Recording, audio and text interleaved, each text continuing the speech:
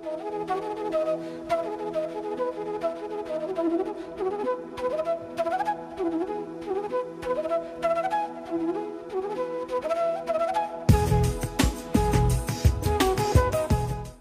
സ്റ്റാറിലേക്ക് വീണ്ടും സ്വാഗതം.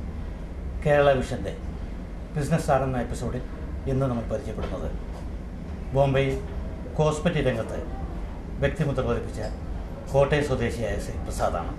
പ്രസാദിൻ്റെ വിശേഷങ്ങളുമായി നമുക്ക് എപ്പിസോഡിലേക്ക് കടന്നു ചെല്ലാം. നമസ്കാരം. നമസ്കാരം. നാട്ടിലെ കോട്ടയത്താണ് വീട്? കോട്ടയത്താണ് വീട്.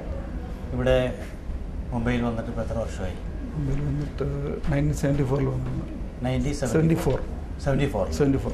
ഓ, ഐ തിങ്ക് 36 വർഷമായി. 36 വർഷമായിട്ട് ആദ്യം ഈ ഇവിടെ വരുമ്പോൾ ശരിക്കും ഇങ്ങോട്ട് വരുവാനുള്ള ഒരു സ്പാർക്ക് ഉണ്ടാകാൻ കാരണം നാട്ടിൽ നമ്മുടെ ഒരു ജോലി അന്വേഷിച്ചുള്ള കുറവാണ്. വിദ്യാഭ്യാസം അവിടെ പ്രീ ഡിഗ്രി നാട്ടിൽ കഴിഞ്ഞിട്ട് സെൻറ് തോമസ് കോളേജ് പാലയിൽ പ്രീ ഡിഗ്രി കഴിഞ്ഞിട്ട് പിന്നെ നമുക്ക് അച്ഛൻ്റെ റിട്ടയർമെൻ്റ് ആയി. ഇപ്പം നമുക്ക് അച്ഛൻ സ്കൂളിൽ ടീച്ചറായിരുന്നു, അധ്യാപകനായിരുന്നു. ഇവിടെ ആലപ്പുഴ മങ്കമ്പിൽ ഔട്ടൻ തിരുനാൾ സ്കൂളിൽ, ഔട്ടൻ തിരുനാൾ ഹൈസ്കൂളിൽ സാൻസ്ക്രിറ്റ് ടീച്ചറായിരുന്നു. മങ്കമ്പ് എന്ന് പറയുമ്പോൾ നെടുമുടി വേണു അച്ഛൻ്റെ സ്റ്റുഡൻ്റാണ്. നെടുമുടി വേണു, മങ്കമ്പ് ഗോപാലകൃഷ്ണൻ ഇവരൊക്കെ അച്ഛൻ്റെ സ്റ്റുഡൻസ് ആയിരുന്നു അല്ലേ? ഇത് പ്രഗത്ഭരായിട്ടുള്ള വളരെ അച്ഛൻ്റെ സ്റ്റുഡൻസ് ഉണ്ട്. For example doctor K V Krishnadas, Trivandrum medical കോളേജിൻ്റെ ഡീനായിരുന്നല്ലോ, അച്ഛൻ്റെ സ്റ്റുഡൻറ്റ്. അവരൊക്കെ മോസ്റ്റ്ലി എല്ലാം ഓൾഡ് അച്ഛൻ സ്റ്റുഡൻസ് ആയിരുന്നു. അപ്പം അച്ഛൻ റിട്ടയർമെൻറ്റ് ഓൾമോസ്റ്റ് ആകാറായി ആ സമയത്ത്. ആൻഡ് പ്ലസ് ഫാമിലിയിൽ വേറെ ഏണിംഗ് മെമ്പേഴ്സ് ഞാൻ ഒരാണേ ഉള്ളൂ. 2 സിസ്റ്റേഴ്സ് ഉണ്ട്.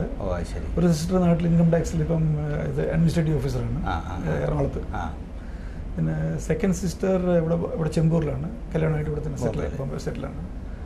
അപ്പോൾ ആ സമയത്ത് ഞാൻ മാത്രമേ ഉണ്ടായിരുന്നുള്ളൂ ഏണിംഗ് മെമ്പർ. ഞാൻ മിഡിലായിരുന്നു. ഫസ്റ്റ് എൽഡർ വൺ സിസ്റ്റർ ആയിരുന്നു, എന്നെ ഞാൻ കഴിച്ചൊരു സിസ്റ്ററുണ്ട്. അപ്പോൾ വേറെ എന്തെങ്കിലും നമ്മൾ തൊഴിൽ മീൻസ് ജോലി ചെയ്യാണ്ട് ജീവിക്കാൻ പറ്റത്തുള്ള കണ്ടീഷനായിരുന്നു. സ്വന്തം ഒരു തീരുമാനമായിരുന്നു ബോംബെയിലേക്ക് പോകാൻ.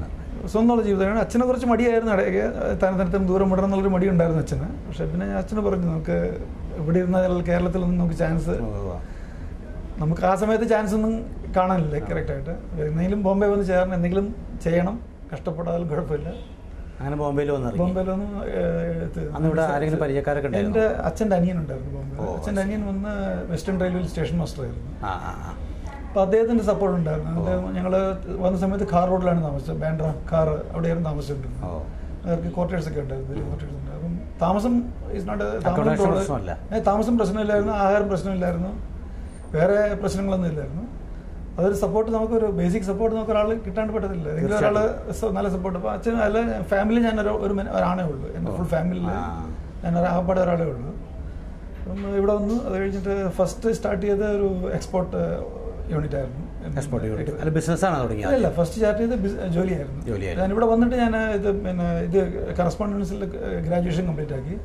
അതിൻ്റെ സൈഡ് ബൈ സൈഡ് എക്സ്പോർട്ട് മാനേജ്മെൻറ്റും ചെയ്തു, diploma in export management from Indian merchant chamber. അപ്പോൾ അത് കഴിഞ്ഞപ്പോൾ എനിക്ക് എക്സ്പോർട്ട് അസിസ്റ്റൻ്റ് ആയിട്ട് ജോലി ഈ കമ്പനിയിൽ കിട്ടി. അത് വൺ ഓഫ് ദ എക്സ്പോർട്ടേഴ്സ്, നല്ല എക്സ്പോർട്ടേഴ്സ് ആയിരുന്നു, മാനുഫാക്ചറേഴ്സ് എക്സ്പോർട്ടേഴ്സ് ആയിരുന്നു, ക്വാളിറ്റി സ്റ്റീൽ ട്യൂബ്സ് ലിമിറ്റഡ്. അപ്പം അവിടെ എക്സ്പോർട്ട് അസിസ്റ്റൻ്റ് ആയിരുന്നു കുറച്ച് ദിവസം. ഒരു 6 മാസം കഴിഞ്ഞ് പിന്നെ അവർ പ്രൊമോട്ട് ചെയ്ത് എക്സ്പോർട്ട് എക്സിക്യൂട്ടീവ് ആക്കി അവർ. And incharge of the entire exports, complete അവരുടെ എക്സ്പോർട്ട് ഡോക്യുമെൻറ്റേഷൻ, എക്സ്പോർട്ട് നെഗോസിയേഷൻസ് എല്ലാം കംപ്ലീറ്റ് നമുക്ക്. അന്നത്തെ എക്സ്പോർട്ടിങ്ങിൽ ശരിക്കും പറഞ്ഞാൽ കോസ്മെറ്റിക് അന്നത്തെ എക്സ്പോർട്ടിൽ കോസ്മെറ്റിക് ഒട്ടുമില്ലായിരുന്നു. ടോട്ടൽ ഇത് ഞങ്ങൾ അന്ന് സമയം ഗൾഫ് നല്ല ബൂമായിരുന്നു. ഗൾഫിൽ ബൂമായിരുന്നു. ഞങ്ങൾ മെയിനായിട്ട് വാട്ടർ പൈപ്പ്സ് ഉണ്ടല്ലോ, സ്റ്റീൽ ട്യൂബ്സ്, വാട്ടർ പൈപ്പ്സിൻ്റെ മെയിൻ അതിൻ്റെ എക്സ്പോർട്ടായിരുന്നു. മാനുഫാക്ചറിങ് ആയിരുന്നു, നല്ല ക്വാണ്ടിറ്റി എക്സ്പോർട്ട് ഉണ്ടായിരുന്നു. അപ്പം ബോംബെ വാസ് എ ബ്രാഞ്ച് ഓഫീസായിരുന്നു. ബോംബെ ഓഫീസിൽ എനിക്ക് മുകളിലൊരു മാനേജർ ഉണ്ടായിരുന്നു. And manager was only looking out local sale നോക്കിക്കൊണ്ടിരുന്ന ആളാണ്.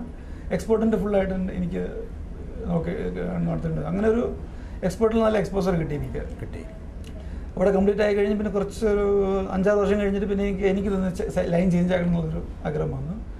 പിന്നെ ഞാൻ ഫ്ലെക്സിബിൾ പാക്കേജിങ് ലൈനിൽ ജോലിക്ക് കയറി, മാർക്കറ്റിംഗ് സൈഡ്, മാർക്കറ്റിംഗ് മാനേജറായിട്ട്. അവർ ബേസിക്കലി ലെമിനേറ്റഡ് പൗച്ചസ് ഒക്കെ ഉണ്ടല്ലോ, ലെമിനേറ്റഡ് ഇപ്പം ഈ നമ്മുടെ Brooke Bond tea, Tata tea ഒക്കെ വന്നു, ആ ടൈപ്പിലുള്ള മാനുഫാക്ചറിങ് ഐറ്റം ചെയ്യുന്നൊരു കമ്പനിയായിരുന്നു. നമ്മൾ എക്സിക്യൂട്ടീവായിട്ട് ജോയിൻ ചെയ്തു. അപ്പം ആ സമയത്ത് എനിക്ക് മെയിനായിട്ട് എൻ്റെ കസ്റ്റമേഴ്സ് ഹാൻഡിൽ ചെയ്യുന്നത് ഹിന്ദുസ്ഥാൻ ലിവർ ആൻഡ് ഗോദ്റേജ്. അവരായിരുന്നു എൻ്റെ മെയിൻ കസ്റ്റമേഴ്സ് ആ സമയത്ത്. അവരുടെ ഈ സോപ്പ് റാപ്പേഴ്സ് ഇതെല്ലാം ഹാൻഡിൽ ചെയ്തുകൊണ്ടിരുന്നത്. അപ്പോൾ ഒരു കോസ്മെറ്റിക്കിന് ടച്ച് കിട്ടാൻ കാരണം അതാണ്. Daily visit to Hindustan Lever and Godrej soaps, അവരെയൊക്കെ പ്രോക്ടർ ആൻഡ് ഗാംബിൾ ഇവരെയൊക്കെ വിസിറ്റ് ചെയ്യുമ്പോൾ ഒരു മനസ്സിൽ ചില ഐഡിയ അവിടെ പോകുമ്പോൾ അതൊക്കെ കാണുമ്പോൾ ഒരു അവർ R&D സെൻറ്ററിലൊക്കെ പോകും മിക്കവാറും എല്ലാ വീക്ക്ലി വൺസ് അവിടെ വിസിറ്റ് ചെയ്യുന്നു. അപ്പോൾ അത് കാണുമ്പോൾ ഒരു മനസ്സിലൊരു ചെറിയൊരു ഐഡിയ വന്നു എന്തെങ്കിലും ഈ ലൈനിൽ എന്തെങ്കിലും ഒരു കാലത്ത് ആകണമെന്നൊരു ചെറിയൊരു ആ സമയത്ത് നമുക്ക് അതിനുള്ള കപ്പാസിറ്റി ഒന്നും ഇല്ലായിരുന്നു. എന്തെങ്കിലും ഒരു നല്ല സമയം വരും, ആ സമയത്ത് ചെയ്യണം എന്നുള്ളൊരു ചെറിയൊരു മനസ്സിലൊരു ആശയം ഉണ്ടായിരുന്നു ആ സമയത്ത്. പിന്നെ ഒരു ചെറിയ അംബീഷൻ ആ സമയത്ത്. അത് കഴിഞ്ഞിട്ട് പിന്നെ അത് ആ ബിസിനസ് അതിനെ കണ്ടിന്യൂ ചെയ്തു. അത് കഴിഞ്ഞിട്ട് പിന്നെ പാക്കേജിങ് തന്നെ സ്വന്തമായിട്ട് ബിസിനസ് സ്റ്റാർട്ട് ചെയ്തു. സ്വന്തമായിട്ട് പാക്കേജിങ് ലൈനിൽ തന്നെ കംപ്ലീറ്റ് ഇത് സ്റ്റാർട്ട് ചെയ്ത് അതിലിപ്പം എനിക്കിപ്പോഴും പാക്കേജിങ്ങിന്റെ ബിസിനസ് ഇപ്പോഴും എൻ്റെ ഉണ്ട്, ഒപ്പം തന്നെ ഉണ്ട്. പക്ഷേ ഞാനിപ്പോൾ ഞാൻ ഹാൻഡിൽ ചെയ്യുന്നത് അഡ്മിനിസ്ട്രേറ്റ് ചെയ്യാൻ മാർക്കറ്റിംഗ് മാത്രം ഞാൻ ഹാൻഡിൽ ചെയ്യുന്നുണ്ട്. മാനുഫാക്ചറിങ് ഇവിടെ വേറൊരു സ്ഥലത്ത് യൂണിറ്റ് ഇട്ടിട്ടുണ്ട് സാക്കിനാക്കയിൽ. അത് വന്നിപ്പോൾ ഞാൻ ഡാബറിനൊക്കെ സപ്ലൈ ചെയ്യുന്നുണ്ട്. ഡാബർ അതിൽ ബൽസാര ആയിരുന്നു എൻ്റെ മെയിൻ ക്ലയൻറ്റ്, ബൽസാര ആയിരുന്നു. അപ്പോൾ അത് അഗെയിൻ ആ ഒരു കോസ്മെറ്റിക്കിൻ്റെ ഒരു ലൈനിൽ പോകാനുള്ളൊരു ലിങ്ക് കിട്ടി. ബൽസാരയുടെ ഫാക്ടറി സിൽവാസയിൽ വിസിറ്റ് ചെയ്യാറുണ്ടായിരുന്നു. അപ്പോൾ അങ്ങനെയൊക്കെ അപ്പോൾ ഇവരൊക്കെ ചെയ്യുന്നുണ്ട്. നമുക്ക് എന്തെങ്കിലും ഈ ലൈനിൽ എക്സ്പാൻഡ് ചെയ്യണം എന്നുള്ളൊരു ചെറിയൊരു മനസ്സിലാശം അങ്ങനെ വന്നു. പിന്നെ ഡാബർ ടേക്ക് ഓവർ ചെയ്യുമ്പോൾ ഡാബറിന് സപ്ലൈ ഉണ്ട്, ഇപ്പോഴും സപ്ലൈ പോകുന്നുണ്ട്. ബട്ട് അവരുടെ ഹിമാചലിൽ സാധനം പോകുന്നുണ്ട്. അവരുടെ ഈ പ്രോമിസ് ആൻഡ് ഓഡോമസിന്റെ ഡാംഗ്ലേഴ്സ് ഉണ്ടല്ലോ, അത് കംപ്ലീറ്റ് ഞാനാണ് കൊടുക്കുന്നത്. ഈ പ്രോമിസ് ടൂത്ത് പേസ്റ്റിന്റെ ചെറിയ ഈ ഒരു ഡാംഗ്ലേഴ്സ് ഉണ്ട്, അതും പിന്നെ അവരുടെ ഈ